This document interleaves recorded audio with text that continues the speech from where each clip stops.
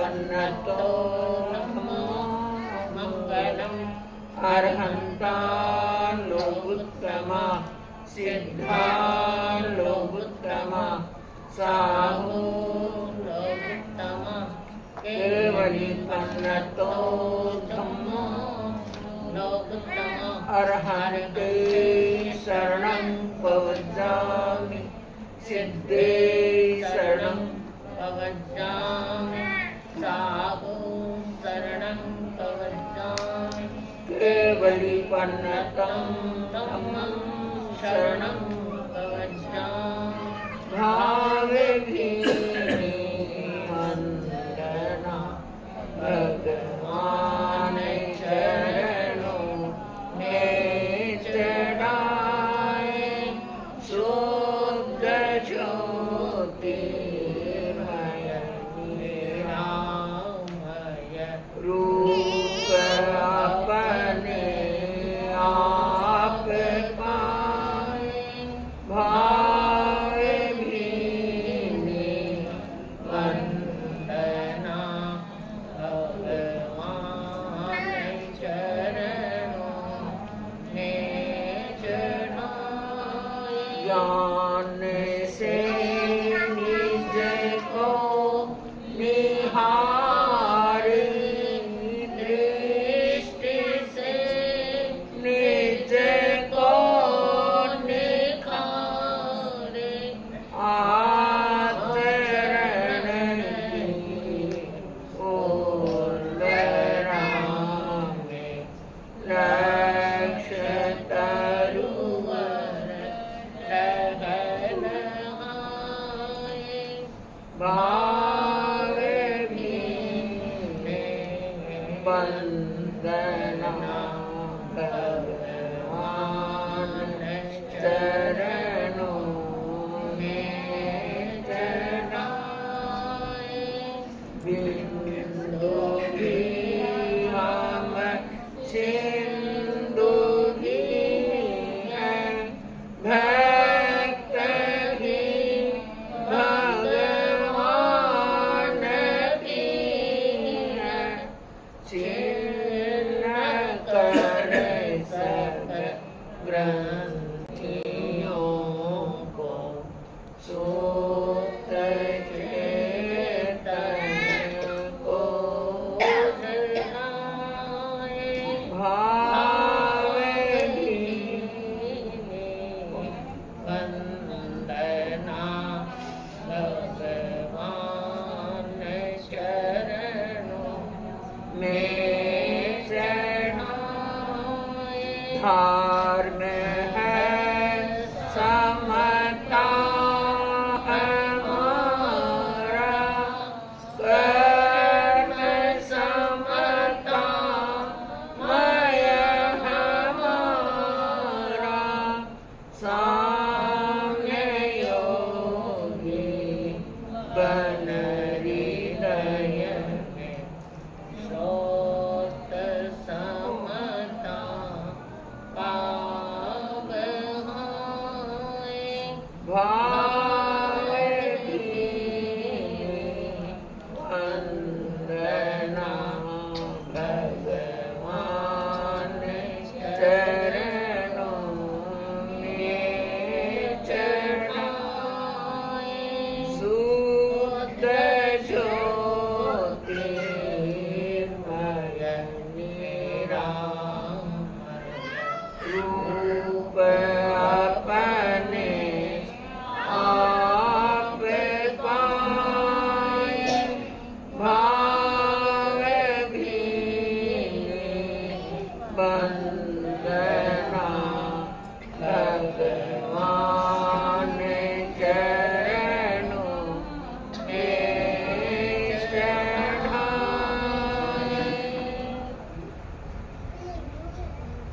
आंखें बंद।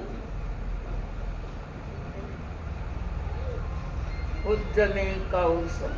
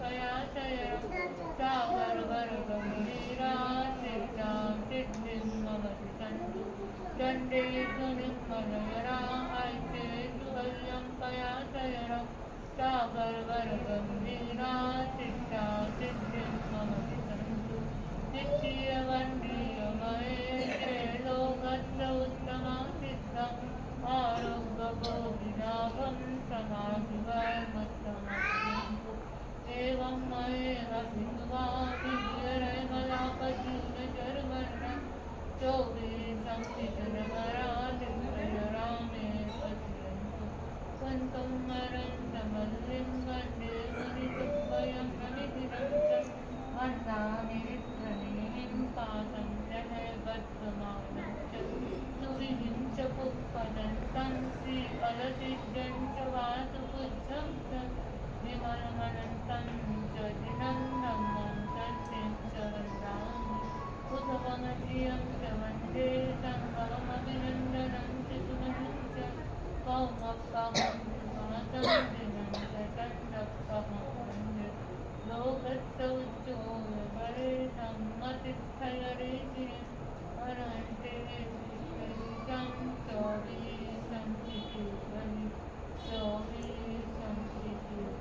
ओम हर अंदर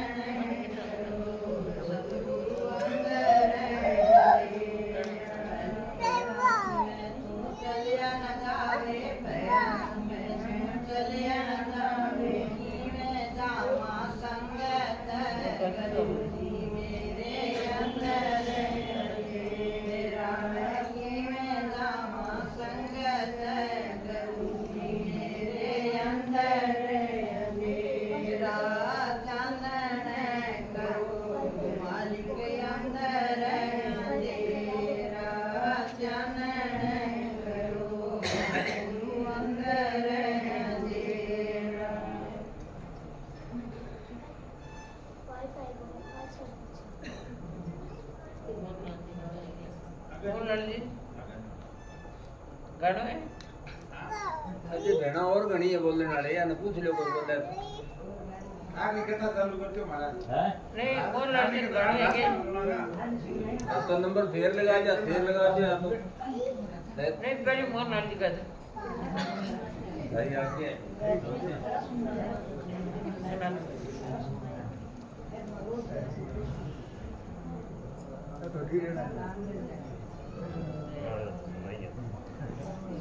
कोई गड़बड़ी वचन करो कोई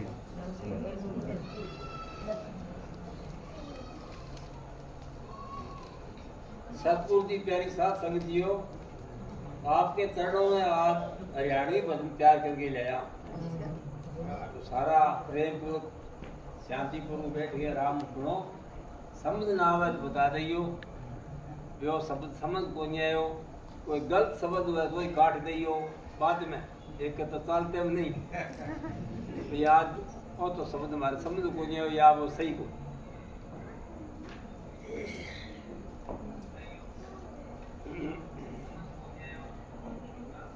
भजन का बोल है राम नाम धन सच्चा मूर्ख पण खोए मती ना अज्ञानी पण घोर नींद में सोए मती ना आ शब्द की टेक है पहले बोल दीजिए तो सका बोल लियो नहीं बोलना तो हर क्या बस की बात बोल राम नाम धन सच्चा मूर्ख पण खोवे मती ना अज्ञानी बण घोर नींद में सोवे मतीना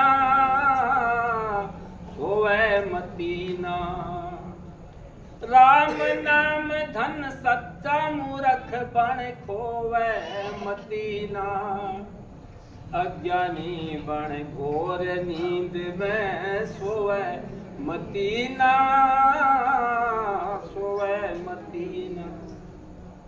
अरे माती गर्भ के माही था तब सिर तले पग ऊपर था इब वो हाल होवे जे तेरा सोच जरा के सुख में था उस सतगुरु ने भूला फिरे औरती भरे जोवे मतीना अज्ञानी बण घोर नींद में सोवे मतीना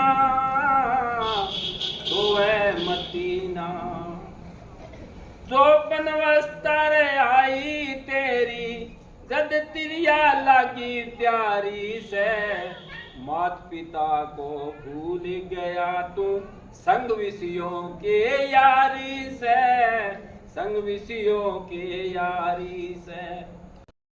में सवारी फिर रोवे मतीना अज्ञानी बण घोर नींद में सोवे मतीना मेरे भाई सोवे मतीना बाल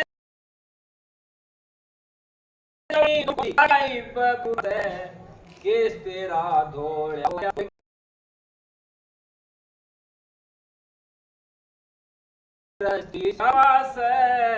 थोड़े गरस्ती श्यापास तीजी अवस्था ढलने चली जो मदीना अज्ञानी बण घोर नींद में सोवे मतीना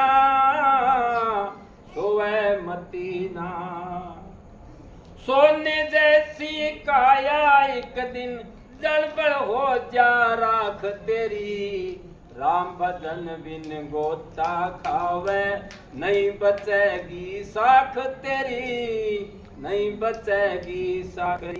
साधन में मिला फिर जो वह मतीना सोवे मतीना मेरे भैया सोवे मतीना अलड़ चलण की शक्ति मिट जा फिर पड़ा पछतावेगा लहर समंदर समय निकल जा वापस कदे न आवेगा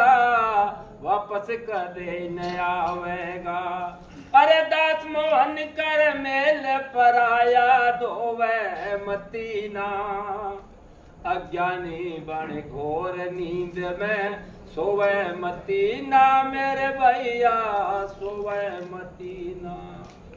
बोलो आचार्य श्री तुलसी की।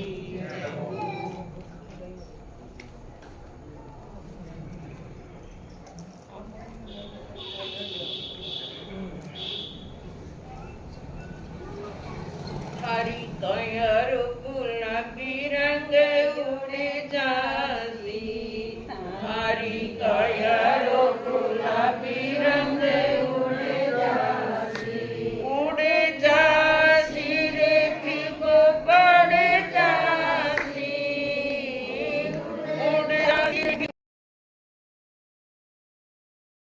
पड़े जासी हरी कयर गुलाबी रंग नासी हरी कायर गुलाबी रंग उड़े जासी हरा हरा रूखड़ा उग्यारे बाग में हरा हरा रूखड़ा उग्यारे बाग में एक दिन पान फूल झड़ जासी एक दिन पान फूल हरी कायर गुलाबी रंग उड़े जासी हरी कायर गुलाबी रंग उड़े जासी रे फिको पड़े जासी उड़े जासी रे फिको पड़े जासी हरी कायर गुलाबी रंग उड़े जासी सूरज उग दो फारा तपियो सूरज उग दो फारा तपियो सांझ पड़ा सूरज ढल जासी सांझ पड़ा सूरज ढल जासी हरी कायर गुलाबी रंग उड़े जासी हरी कायर गुलाबी रंग उड़े जासी रे फिको पड़े जासी हरी कायर गुलाबी रंग उड़े जासी रेन बसेरो पंछी कीनो रेन बसेरो पंछी कीनो रेन बसेरो पंछी कीनो रेन बसेरो पंछी भोर भया पंछी उड़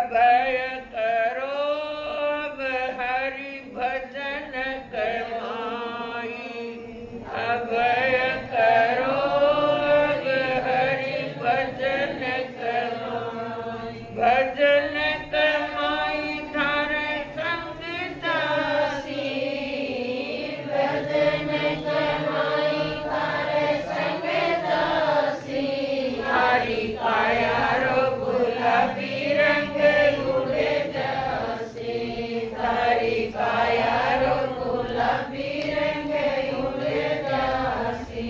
ओ संसार सारो मतलब गोयो, संसार सारो मतलब भीड़ पड़ा सब घर दासी, हरि काया गुलाबी रंग उड़े जासी, भीड़ पड़ा सब घर दासी, हरि काया गुलाबी रंग उड़े जासी, उड़े जासी रे को पड़ जासी, उड़े जासी रे को पड़ जासी, हरि काया गुलाबी रंग उड़े जासी, हरि काया गुलाबी रंग उड़े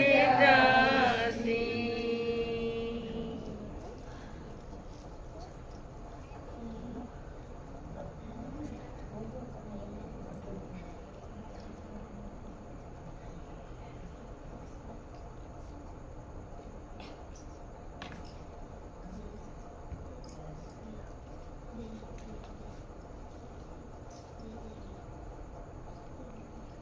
आराध्य देव के चरणों में वंदना।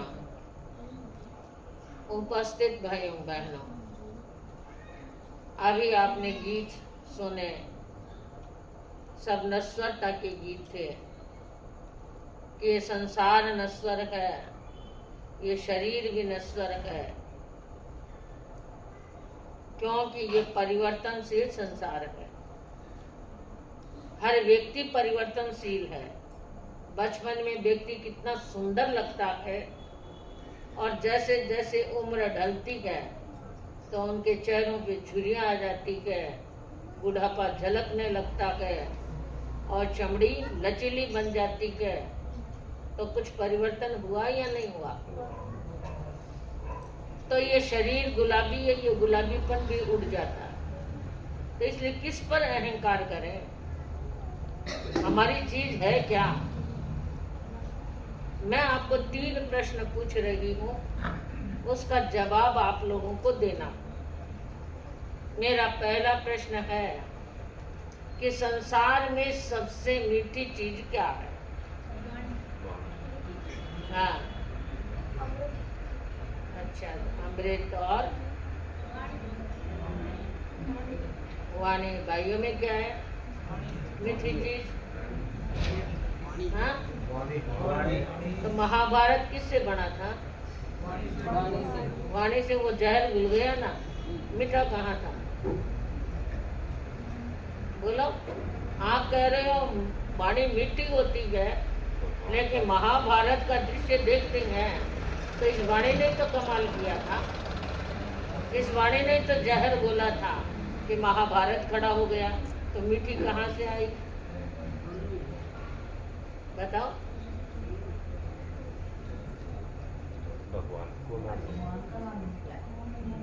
वो भी बहुत कड़वा ही लगता है सबको, वो ले लो ना मीठा उसको। सही बात है, वाणी क्या है? मीठी है। अब चीज तो मीठी है, उसको कड़वास भर दो तो आपकी मर्जी है, लेकिन सबसे मीठी चीज क्या है? वाणी है। और मेरा दूसरा प्रश्न है कि सबसे सरल काम क्या है?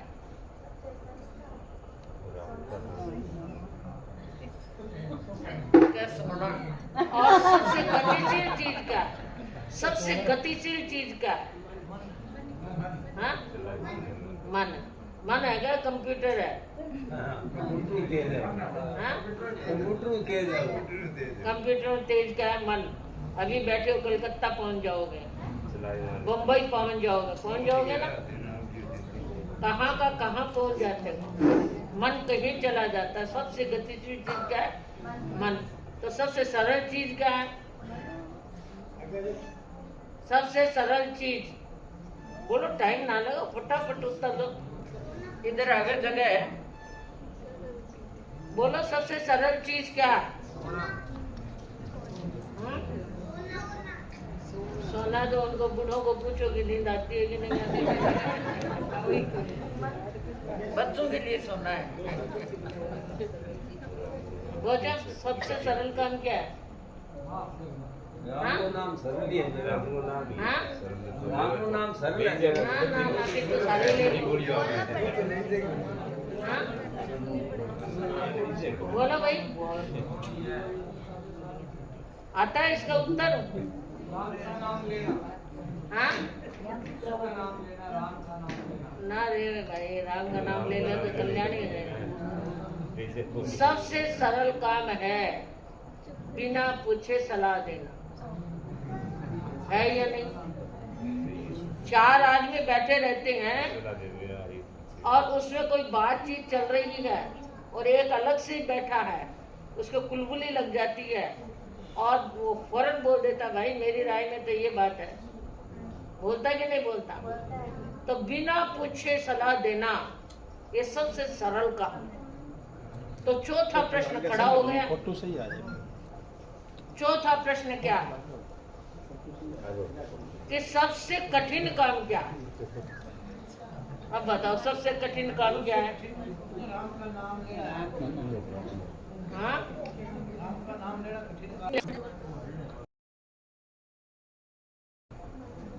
बहुत ज्यादा कठिन नहीं है। बोलो, क्या बोला था? सच बोलना नहीं है क्या? सच हाँ? बोलना। सच बोलना। सच की मार के आगे भूत भागता है, सच में बोल दोगे।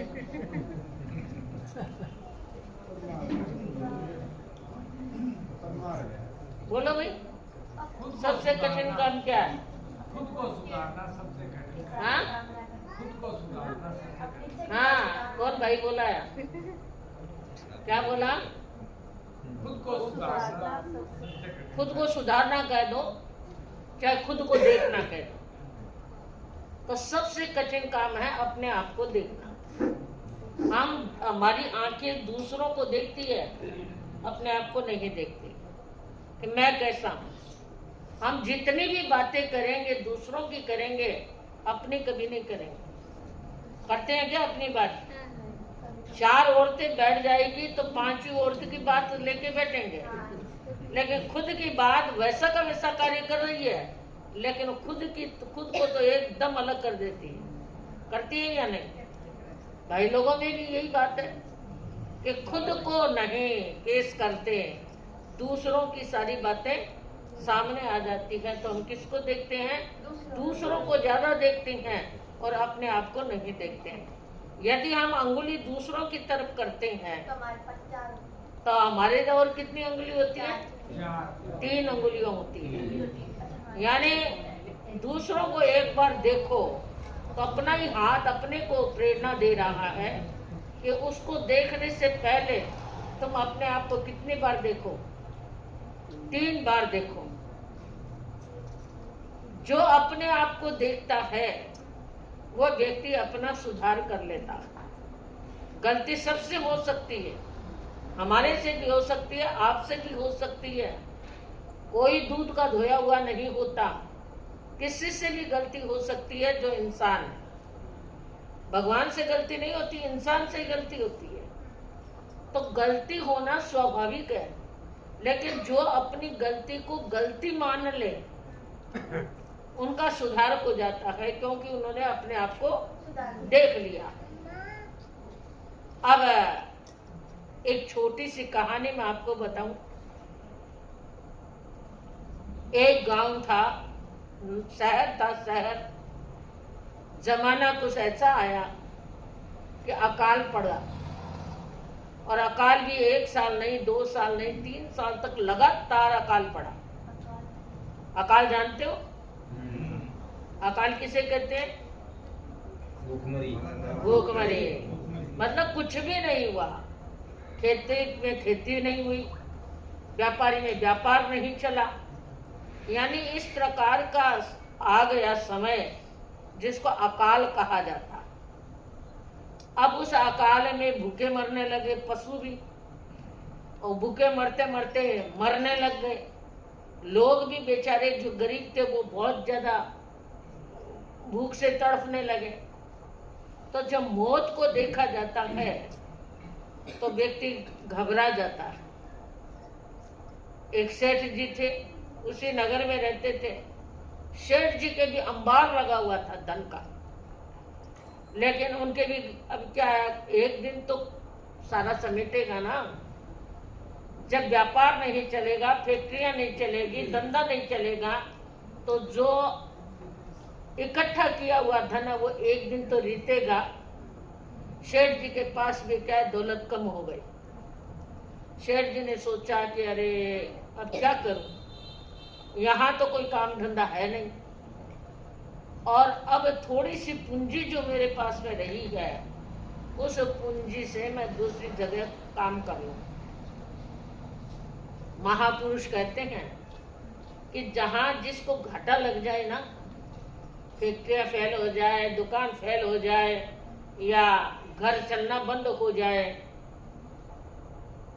रोटी के लाले पड़ने लग जाए, तो उस स्थान को छोड़ देना चाहिए, कहीं और चले जाना चाहिए, तो पासा पलट जाता है। और यदि जिस समय में आपको घाटा लगा है उस समय में कोई काम न करें, सावधान रहे कि वो समय में अच्छा काम न करें।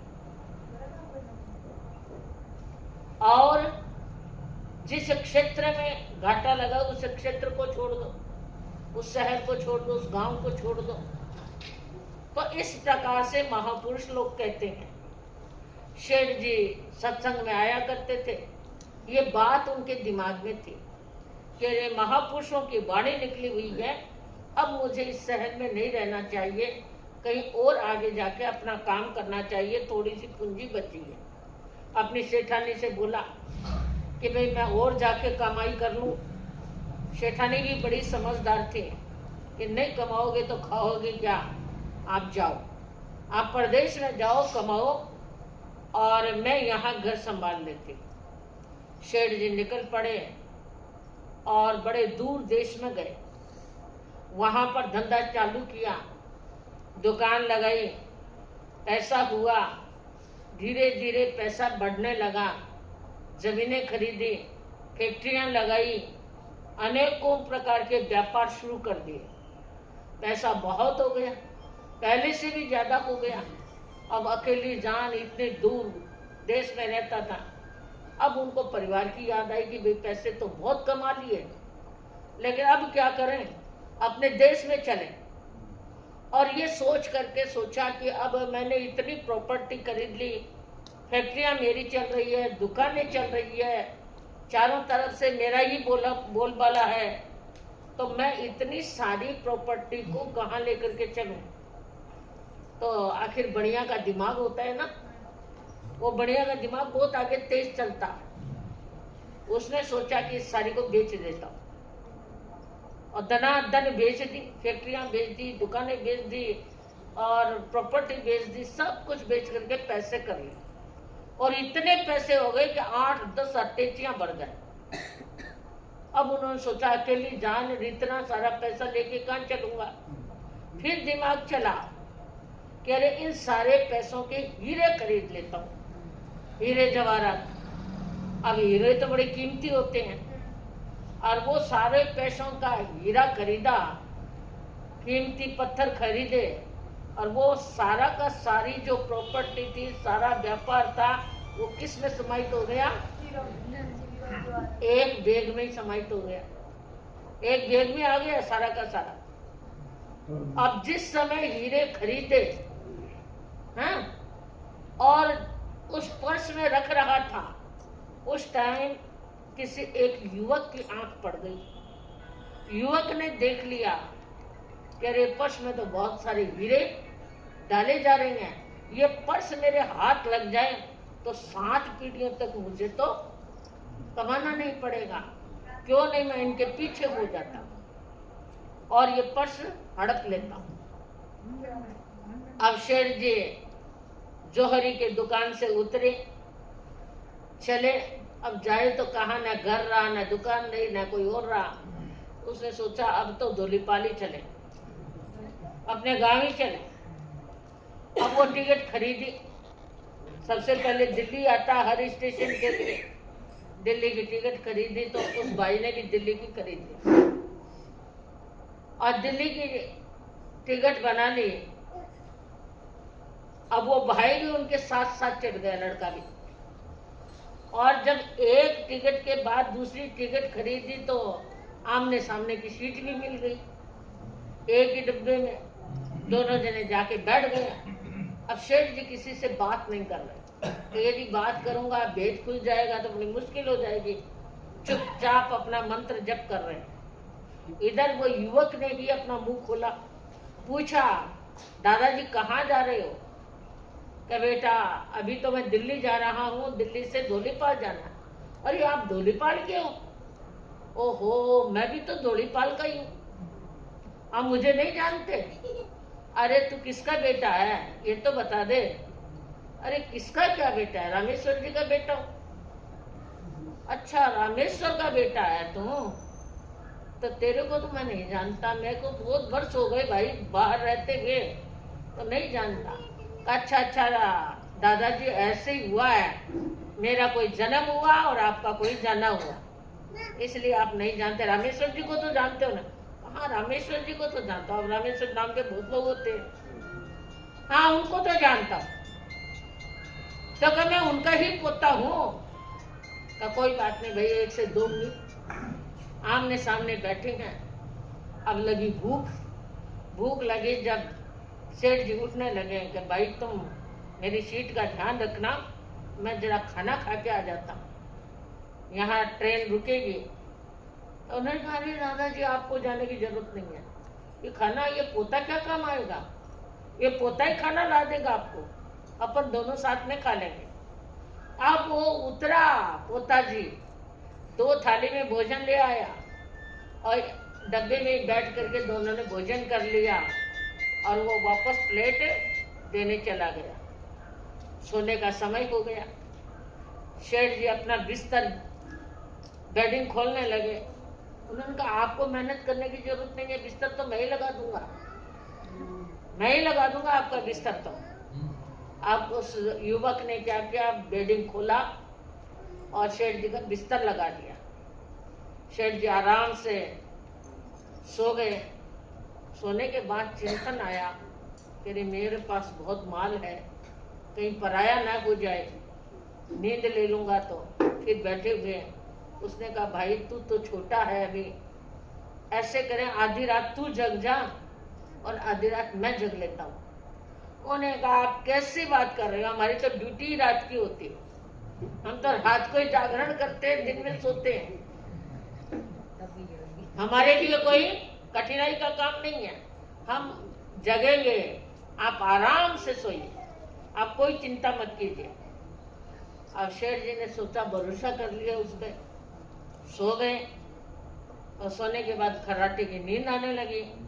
अब खूब बुझा करके देखा कि सेठ जी जग तो नहीं रहे हैं। सेठ जी को गहरी नींद आ गई। अब सोचा कि 12 बज चुकी है, अब तो सेठ जी उठने वाले नहीं हैं। अब उनका सामान टंटोलना शुरू किया।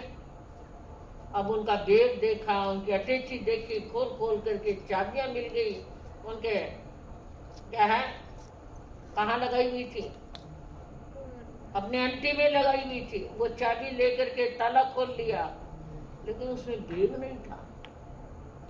बेडिंग में देखा, सिराने लगाया हुआ तकिया देखा, लेकिन वो पर्स नहीं मिला।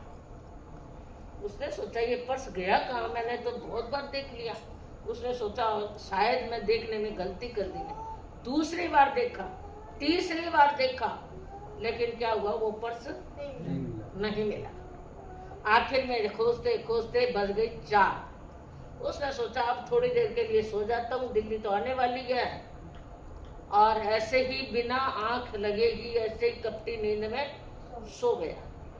शेठ जी अपने समय के अनुसार उठे और उन्होंने देखा कि लो, ये कह रहा था रात्रि जागरण का, ये तो सोया पड़ा है, ये तो सो गया। और उनको जगाया कि अरे भाई दिल्ली आने वाली है, तू तो मेरे को बोला था मैं जागता हूँ और तू तो सो गया। नहीं नहीं, अभी मैं ऐसे ही हुआ था, कोई 2 ही मिनट हुई है सोए हुए को, मैं तो ये बैठा ही था। अब चाय वाले चाय ले लो, चाय ले लो, ला गया। अब चाय पियेंगे, बिस्कुट खाएंगे या नाश्ता चाहिए? उन्होंने कहा कोई बात नहीं, नाश्ता मैं ही ले आता हूँ। वो नाश्ता लाने के लिए गया और नाश्ता लाके दोनों जने नाश्ता खा लिया और उसके बाद दिल्ली आ गई और अपना अपना सामान लेकर के दिल्ली उतर गई। अब उस लड़के से कहा कि बेटा देख, शाम को है धोलीपाल जाने की ट्रेन, तो दिन भर में यहाँ कहाँ बैठेंगे, तो अच्छा है बैटिंग रूम में चले जाते हैं। कहा चलो मैं भी आपके साथ चलता हूँ, मैं भी आपके साथ चलूंगा। तो कमरा ले लिया स्टेशन पर और शेठ जी भी चले गए और वो लड़का भी चला गया। अब भोजन का समय हुआ, भोजन भी लेकर के आया, थाली लेके आया, थाली दे के आया। शेठ जी ने कहा भाई अब तो सोएंगे। तो कोई बात नहीं, शेठ जी आराम से सो जाइए। अब शेठ जी तो आराम से सो गए। फिर ढूंढना शुरू किया, लेकिन पर्स नहीं मिला। अरे पर्स गया कहाँ? इनके हाथ में था पर्स कहाँ चला गया? ट्रेन से उतरे तब भी इनके हाथ में था, तो अब कहाँ चला गया वो पर्स? बड़ा आश्चर्य में डूब गया। आखिर में जब शाम का समय हुआ, ट्रेन का समय हुआ, जब शेठ जी वो पर्स अपने बगल में दबा करके चलने लगे, भाई अब ट्रेन का समय हो गया, चलो धोलीपाल वाली ट्रेन लग रही है, चलो चलते हैं। वो बेचारा एकदम से घबरा गया, इतने दूर आया भी, मिला भी कुछ भी नहीं और वो पर्स इनके बगल में दबा हुआ पड़ा है। आखिर में बात क्या है, ये घर रखा क्यों, कहाँ था ये पर्स? अब शेठ जी तो ट्रेन में चढ़ गए, वो बाहर ही खड़ा है। उसने कहा अरे भाई आजा, 2 मिनट की देरी है ट्रेन चलने में, अंदर क्यों नहीं आ जाता? उन्होंने कहा शेठ जी अब मुझे तो वापस वहीं जाना पड़ेगा। अरे क्या बात हुई? क्या मेरे को तो अर्जेंट फोन आ गया है, कोई काम भूल गया तो मुझे तो वहीं जाना पड़ेगा। अरे भाई ना, मेरे पास भी फोन है, बात कर ले, इतने दूर आ गया, अब धोलीपाल कितनी दूर है, चल। उन्होंने कहा नहीं बाबूजी, मैं नहीं जा सकता, मैं तो वापस ही जा रहा। ट्रेन ने सीटी दी तो अब शेठ जी से पूछे कि सेठ जी एक बात पूछ लूं और मैं असली परिचय भी आपका दे दूं। तो बोले दे दे, तेरा परिचय क्या है? धोलीपाल का ही तो है, पोता ही तो है, और क्या है? कहा नहीं मैं हूँ ठग। उन्होंने परिचय दिया, मैं ठग हूँ, आज तक मैं असफल नहीं हुआ। जहां भी ठगाई की मैंने अच्छा माल ठगा, लेकिन आज तो मैं ठगा गया। आप जो विद्या जानते हो महाठग की, वो मुझे बता दो, आप महाठगी निकले। क्यों भाई, क्या बात हुई? कि बात ऐसी थी, आपके हाथ में जवाहरात का पर्स था ना? हाँ ये रहा, दिखा दिया उसने। कहा यही क्या? कहा हाँ यही। तो मैंने रात को भी पूरा टंटोला, 4-5 बार टंटोला, लेकिन पर्स नहीं मिला। और वेटिंग रूम में गए तब भी मैंने पर्स को ढूंढा, पर्स नहीं मिला। तो ये पर्स आपने छिपा के कहाँ रखा? आपने मेरे से ठगाई कैसे की? तो उन्होंने कहा कि अब ट्रेन तो जा ही रही है, बेचारी इतना खर्चा किया है, खाना पीना खिलाया है, बेडिंग बिस्तर लगाए हैं सोने के लिए, अच्छी सेवा की है, तो बता दूं इनको, गुर भी बता दूं। जिसने ये कहानी सुनी हो वो कोई नहीं बोलेगा, लेकिन आप लोगों को से मैं पूछना चाहती हूँ, बताइए वो पर्स कहाँ था? खुद को पहचान नहीं पाया, हाँ? खुद को पहचान नहीं ठग के पाया, बैग में बस था। उसके ही बैग में रखा ठग के बैग में था। अब आप देखो शेठ जी क्या करते थे, जब वो खाना लाने के लिए गया ना, तब उसकी बैग में वो पर्स रख दिया और रात भर किसका बैग टंटोला? शेठ जी का टंटोला, खुद का तो देखा नहीं, खुद को नहीं पहचाना। खुद को नहीं देखा। अच्छा, वहां उसने पर्स रख लिया, सुबह चाय नाश्ता करने गया, लाने गया और उस टाइम वो पर्स वापस निकाल लिया। जब वेटिंग रूम में गया, खाना लाने गया तो वापस उनकी बैग में रख दिया। आराम से सेठ जी सो गए, कोई हड़कान कोई तड़का। और जब वो वापस प्लेटें देने के लिए गया सेठ जी उनके बैग से, फिर निकाल लिया और ट्रेन में चढ़ गए। कहा अच्छा ये बात थी। उस ठग ने क्या किया, केवल उनका ही बैग, सेठ जी का ही बैग देखा, अपना खुद का बैग नहीं संभाला। यदि वो खुद का बैग संभाल लेता तो क्या होता? खजाना मिलता या नहीं मिलता? मिलता ना। हम दूसरों को ज्यादा देखते हैं, अपने आप को नहीं देखते हैं। जिस दिन अपने आप को देख लेंगे ये सारा खजाना मिल जाएगा। खजाना कब मिलता है? जब अपने खुद को देखेंगे। हम दूसरों को देखते, अरे इन्होंने तो 7 मंजिली भवन खड़ा कर लिया, इनके तो गाड़ी आ गई, इनके तो फ्रिज आ गया, इनके तो मकान में लिफ्ट लग गई मकान में, और ये तो प्रतिदिन ऐसो आराम कर रहे हैं। हम किसको देख रहे हैं? दूसरों को देख देख के चल रहे हैं। क्या हमारे कैसे नहीं बना? हमारे कैसे नहीं बना? ये सोच में पड़े पड़े गड़ जाते हैं, लेकिन अपना कुछ बना नहीं पाते। जो व्यक्ति दूसरों की उन्नति को देखता है वो अपनी उन्नति भी अपने आप बना लेता है, और अपने आप को देखने वाला व्यक्ति असफल नहीं होता, वो जिंदगी में सफल होता। हम क्या करते हैं? भगवान को चारों तरफ खोजते हैं, कभी किसी मंदिर में जाते हैं, कभी कहीं जाकर के पूजा करते हैं, कभी कहीं जाके पूजा करते हैं। पता है भगवान कहाँ है? कहने मात्र से है या देखने मात्र से? बताओ। ये बहन कह रही थी अंधेरा तो अंदर है, तो प्रकाश आएगा कहाँ से? कहाँ से आएगा ये प्रकाश? कचरा तो हमारे भीतर भरा पड़ा है। जब तक कचरे को साफ नहीं करेंगे तब तक हमें सुगंध कहाँ से आएगी? अपना रूप कहाँ निहारेंगे? दर्पण देख रहे हैं, और दर्पण यदि मंजा हुआ नहीं है, साफ नहीं है, तो क्या चेहरा उसमें साफ देख लोगे? नहीं। आपका चेहरा उसमें साफ दिखाई देगा? नहीं देगा। उसको साफ करना पड़ता है, तब जाकर के उसमें अपना चेहरा दिखाई देता है। उसी प्रकार से अपने भीतर कचरा भरा पड़ा है, उसको यदि साफ नहीं करेंगे तब तक अपना रूप नहीं निहार सकते।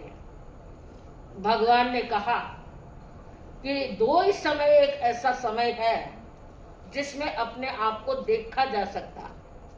वो 2 समय कौन सा है? एक तो बुढ़ापा और एक वो बचपन। तो बचपन है तेरा, देखती है तू। वो 2 समय है, रात्रि में सोने से पहले और पूरी नींद होने के बाद, जगने के बाद। जैसे ब्रह्म मुहूर्त में जगते हैं, वो जो समय है, यानी रात्रि का पहला प्रहर और रात्रि का अंतिम प्रहर, वो अपने आप को देखने का समय होता है। उस टाइम देखना चाहिए। क्या देखें? क्या देखें? बोलो क्या देखें? कि दिन भर में मैंने क्या किया। 3 बातें देखो, क्या किया, क्या नहीं किया, और ऐसा कौन सा कार्य है जो मैं कर सकता था, कर सकती थी, वो नहीं किया, चाहते हुए भी नहीं किया। ऐसा कौन सा कार्य था? क्या किया ये आप देख लोगे। मैंने ये किया, ये किया, ये किया, लिस्ट आ जाएगी सामने।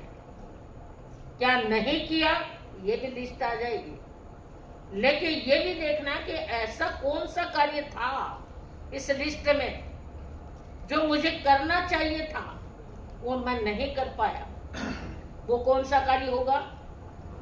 वो कौन सा कार्य है जो मैं नहीं कर पाता? सारे काम कर लेता हूँ, लेकिन ब्रेक लगता है तो कौन से कार्य में लगता है? हाँ, राम वाले कार्य में लगता है, भजन वाले कार्य में लगता है, सत्संग वाले कार्य में जीरो हो जाता है। थोड़ा सा अलग चाहता है, रे क्या करेंगे आज जा करके, कल चले जाएंगे, आज क्या करेंगे। मतलब और सारी चीजों को प्रायोरिटी दे देते हैं, लेकिन धर्म, सत्संग, वाणी सुनना, इसको हम लास्ट की लिस्ट में रख देते हैं, देखते नहीं हैं। हम मंदिरों में जाते हैं किस लिए? भगवान को खोजने के लिए। हम यहाँ भी आते हैं इसलिए भगवान को खोजने के लिए। और न जाने मंदिर भी कितने प्रकार के हैं, उन सब में जाते हैं कि कहीं तो हमें सुख मिल जाएगा, कहीं तो हमें सुख मिल जाएगा, भगवान मिल जाएंगे। लेकिन जब मंदिरों में है ही नहीं भगवान, तो मिलेगा कहाँ से? भगवान है कहाँ? कहाँ है? अपने घट में है, उसको देखते नहीं है। उसको देख लिया तो भगवान मिल जाएंगे। तो एक भजन में भी कहा है, भगवान तुम्हारे अंदर है कुछ ज्ञान जगा कर तो देखो, भगवान तुम्हारे अंदर है कुछ ज्ञान जगा कर तो देखो, भगवान तुम्हारे अंदर है कुछ ज्ञान जगा कर तुम देखो, बाहिर के प्रभु को खोज रहे, अंदर के प्रभु को भूल रहे, बाहिर के प्रभु को खोज रहे, अंदर के प्रभु को भूल रहे, तब ही तो सत्य नहीं पाया, केवल माया में झूल रहे, परमार्थ तुम्हारे अंदर है, पुरुषार्थ जगा कर तो देखो, भगवान तुम्हारे अंदर है कुछ ज्ञान जगा कर तो देखो, निज आत्म तिजोरी को खोलो, धन मान सभी मिल जाएगा, निज आत्म तिजोरी को खोलो, धन मान सभी मिल जाएगा, संयम की चाबी तुमसे लो, यह ताला खुद खुल जाएगा, संयम की चाबी तुमसे लो, यह ताला खुद खुल जाएगा, सर्वस्व सर्वस्व तुम्हारे अंदर है, कुछ त्याग गदा कर तो देखो, भगवान तुम्हारे अंदर है कुछ ज्ञान जगा कर तो देखो,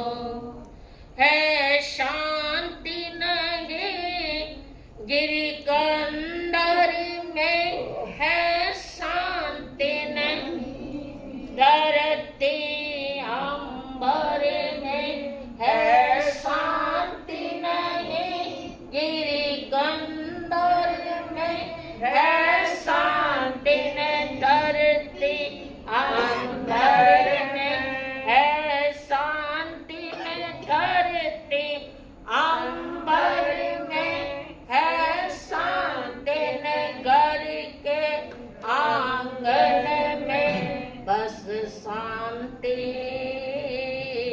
बस शांति हृदय के अंदर है, कुछ मोह मिटा कर तो देखो, भगवान तुम्हारे अंदर है, कुछ ध्यान लगा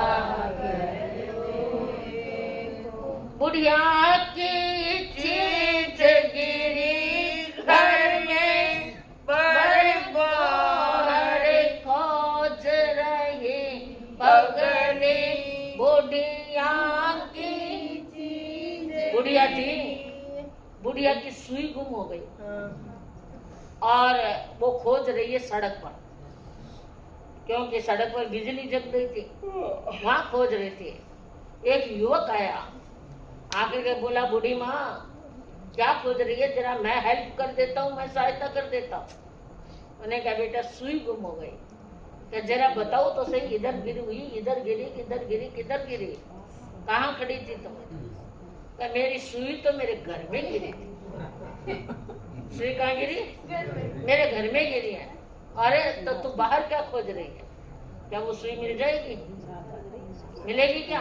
बुढ़िया की चीज गिरी घर में, वह खोज रही बाहर पगली, वह कहती घर में अंधेरा है, सड़कों पर जलती है बिजली, आलोक आलोक तुम्हारे अंदर है, कुछ वैराग्य जगा कर तो देखो, भगवान तुम्हारे अंदर है, कुछ ध्यान लगा कर तो देखो, आनंद तुम्हारे अंदर है, कुछ ज्ञान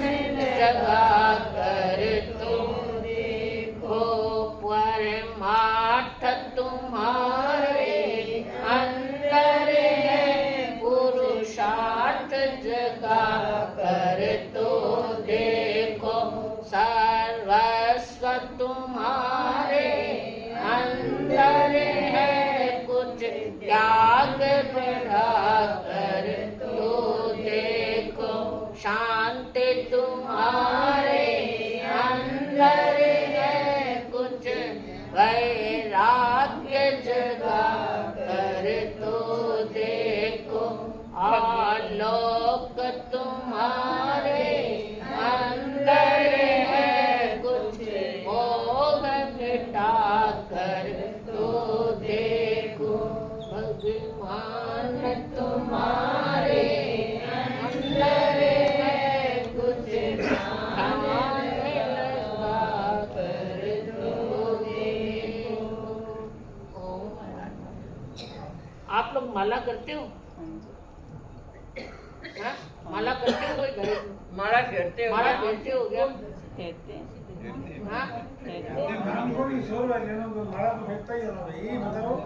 हाँ, माला करते हो क्या? एक तो मुंह से राम राम राम राम राम राम राम राम राम ऐसे करते हो, एक माला लेके करते हो। कैसे करते हो? माला लेके कौन कौन करता है ये बता? हाथ बड़ी कर 1 2 3 3 का हाथ खड़ा हुआ है। और बहनों में माला लेके हाथ में कौन करता है? 1 2 3 4 और बस 4 ही जने करते हैं क्या? ये करते होंगे? नहीं करते, माला नहीं लेते। माला मन को की होनी चाहिए या मन के अंदर की? माला तो मन की बली और काट का भारा, जे माला में गुण हुआ तो क्यों बेचैन होना? तीन आदमियों ने हाथ ऊंचे किए थे, वो माला मन की पढ़ते हैं या वो इसका जवाब कल देंगे।